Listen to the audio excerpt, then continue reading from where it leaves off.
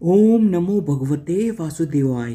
फाल्गुन मास के कृष्ण पक्ष की एकादशी को विजया एकादशी का व्रत रखा जाता है और इस साल 2023 में विजया एकादशी का व्रत 2 दिन 16 फरवरी 2023 दिन गुरुवार और 17 फरवरी 2023 दिन शुक्रवार को रखा जाएगा। एकादशी तिथि भगवान विष्णु को समर्पित होती है।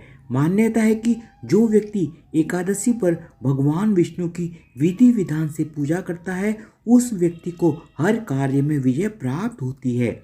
इस व्रत की चर्चा पद्म पुराण और स्कंद पुराण में की गई है। इस एकादशी व्रत का महत्व भगवान श्री कृष्ण ने स्वयं अर्जुन को बताया है। आइए जानते हैं विजया एकादशी की व्रत कथा। विजया एकादशी की व्रत कथा। एक समय देव ऋषि नारद जी ने जगत पिता ब्रह्मा जी से फाल्गुन मास के कृष्ण पक्ष की एकादशी का विधान पूछा।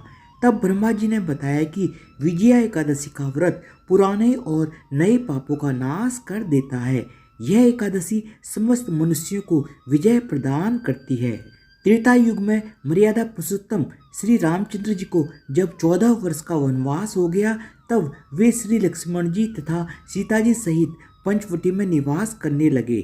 वहाँ पर रावण ने जब सीता माता का हरण कर लिया था तब श्री रामचंद्र जी और लक्ष्मण अत्यंत व्याकुल हुए और सीता जी की खोज में चल दिए। घूमते घूमते जब वे मरणासन जटायु के पास पहुंचे तो जटायु उन्हें सीता जी का संपूर्ण वृत्तांत सुनाकर स्वर्गलोक चला गया। कुछ आगे जाकर उनकी मुलाकात सुग्रीव से हुई और उन्होंने बाली का वध किया। हनुमान जी ने लंका में जाकर सीता जी का पता लगाया और उनसे श्री रामचंद्र जी और सुग्रीव की मित्रता का वर्णन किया।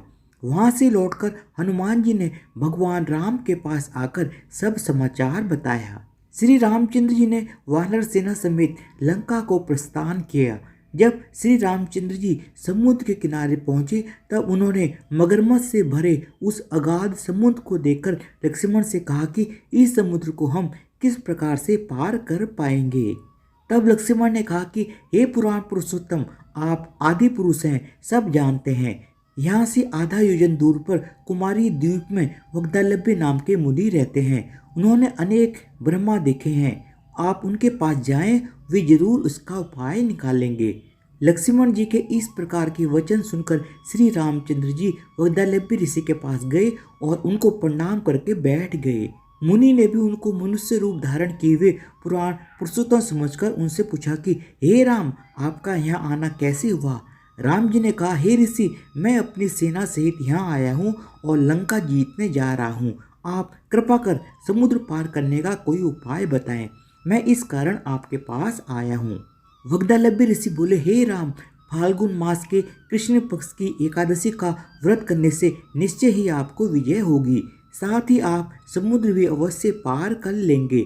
फिर वग्धालभ्य ऋषि ने राम जी को इस व्रत की विधि बताई। उन्होंने कहा कि दशमी के दिन स्वर्ण, चांदी, तांबा या मिट्टी का एक घड़ा बनाएं।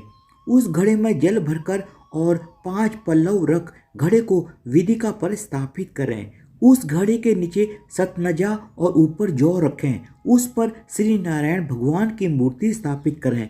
एकादशी के दिन स्नान आदि से निवृत्त होकर धूप, दीप, नैवेद्य, नारियल आदि से भगवान की पूजा करें। इसके बाद घड़े के सामने बैठकर पूरा दिन व्यतीत करें और रात्रि भर जागरण करें।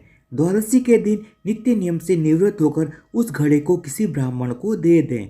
हे राम, यदि तुम भी इस व्रत को सेनापतियों सहित करोगे तो तुम्हारी विजय अवश्य होगी।